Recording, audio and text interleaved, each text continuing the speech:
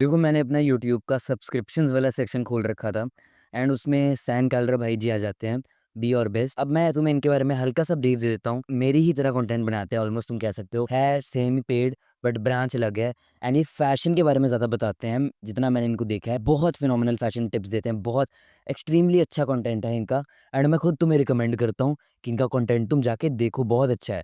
अगर तुम्हारा specially fashion बहुत गंदा है, क्योंकि मेरा तो है, तो मैंने इनको देखकर इम्प्रूव किया है उसे। अब देखो इन्होंने लुक्स मैक्सिंग पर एक वीडियो बनाई थी एंड उसमें एक ऐसी चीज़ कही जिससे मैं कंप्लीटली डिसएग्री करता हूँ।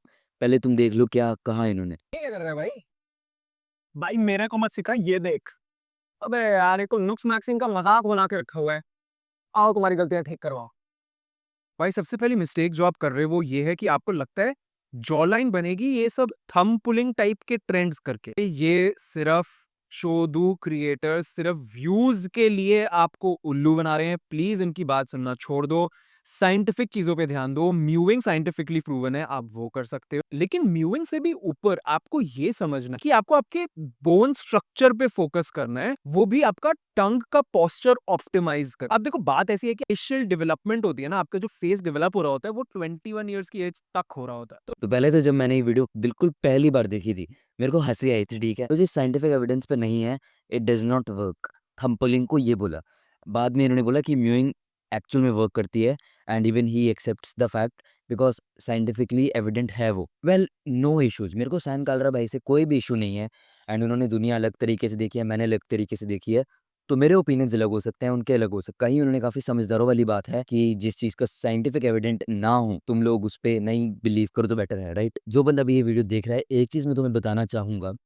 देखो तुम लोग किसी भी कंटेंट क्रिएटर को देखते हो, चाहे वो मैं हूँ, सैम कालरा भाई हूँ, बड़े से बड़ा क्यों ना हो, कोई भी हो, हमेशा दोस्तों हमेशा फैक्ट को क्रॉस चेक कर लिया करो। कभी किसी की बात को ये नहीं लेना कि हाँ ये है तो बस ये पत्थर की लकीर है, इससे आगे कुछ है ही नहीं। कभी अंधविश्वास से उसको फॉलो मत कर लेना, कभी भी नहीं। हमेशा क्रॉस चेक करो, चाहे वो तुम गूगल पे सर्च ही क्यों ना मार रहे हो, चाहे वो चैट जीपीटी पे तुमने कुछ लिखा हो, हमेशा करो, हमेशा। हमेशा एक एक्यूरेसी चेक किया करो, 2-3 जगह पे चेक करने के बाद ही तुम्हें पता लगेगी वो, क्या थंबपुलिंग वर्क करती है या नहीं करती। सबसे पहले जानते हैं थंबपुलिंग है क्या? अभी बागी 4 आई है ना, काफ़ी बंदे बागी 4 को एनिमल की सस्ती कॉपी बोल रहे हैं। थंबपुलिंग बागी 4 ही है, बट वो बागी 4 जितनी गंदी नहीं है। मेरे को नहीं पता बागी 4 कैसी है, बट एग्ज़ैक्टली उस वे में मत ले जाना, है वो बागी 4 सस्ती एनिमल की कॉपी। अब एनिमल क्या है? एनिमल है ये पैलेट एक्सपैंडर। इससे बेसिकली तुम्हारा जो पैलेट है पूरा का पूरा ये एक्सपैंड हो जाएगा, तुम्हारी ये स्माइल ये आगे को आ जाएगा एंड जैसे ही आगे को आएगा you will look way more attractive than before.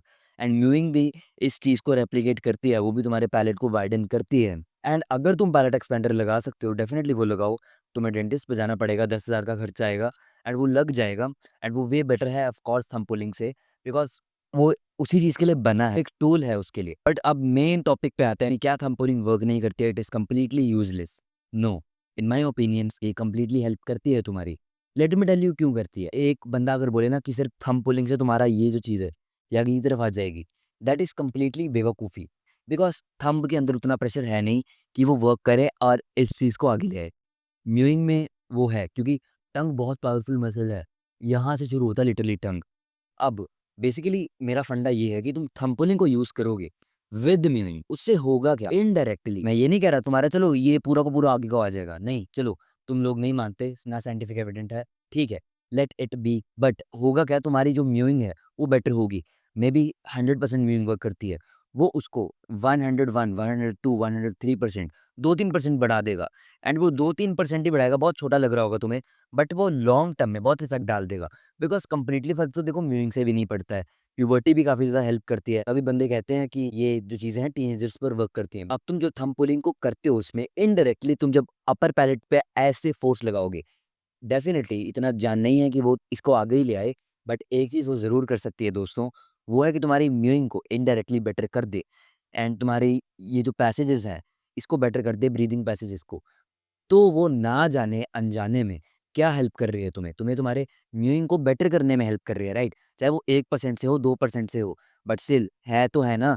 तो वो डेफ़िनिटली तुम्हें हेल्प ऑन कर सकता है। ये तुम्हारी पैलेट है, यहाँ पे बीच में तुमने टंग ला दी, तो ये इतना वाइडन हो गया, बट अब टंग तो उतनी है, तो ये जो बीच का गैप बचा है उसको वाइड करने में मेरी थंब पुलिंग ने हेल्प करी है। बट चलो तुम यार ना मानो, कोई दिक्कत नहीं, इट इज़ कम्प्लीटली नॉर्मल। आप लोग डेफिनेटली कह सकते हो कि बिल्कुल वर्क नहीं करती है, कोई साइंटिफिक एविडेंस नहीं है। बट ये चीज़ ज़रूर है कि वो आपके पोस्चर को बेटर कर रही है, म्यूइंग के पोस्चर को। तो अगर आप उसको करोगे तो कोई नुकसान तो नहीं होने वाला ना उससे आपका। नुकसान तभी होगा अगर आप गलत तरीके से करोगे।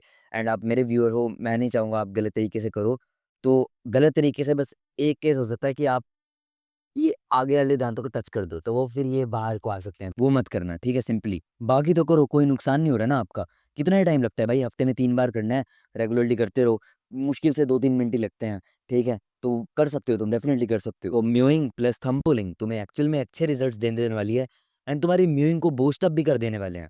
बाकी देखो मेरा कोई भी ये इंटेंशन नहीं है कि मैं सैन कालरा भाई को कुछ बुरा बोलूँ, नहीं। वो अपनी जगह सही होंगे। मैं तुम्हें बताना चाहता हूँ, ये मेरा ओपिनियन था एंड हर बंदे का ओपिनियन डिफरेंट हो सकता है। अब चॉइस तुम्हारी, तुम्हें फॉलो क्या करना है आगे, आगे क्या मानना है तुम्हें, वो कंप्लीटली तुम्हारे ऊपर है। बाकी मेक श्योर करना गलत थंबनेलिंग ना कर लो एंड उसका मैं तुम्हें तरीका डिस्कॉर्ड में बता दूँगा, क्योंकि गलत थंबनेलिंग से ये आगे आ सकते हैं दांत तुम्हारे एंड फिर तुम बहुत अगली दिखोगे। So with that being said, keep levelling up.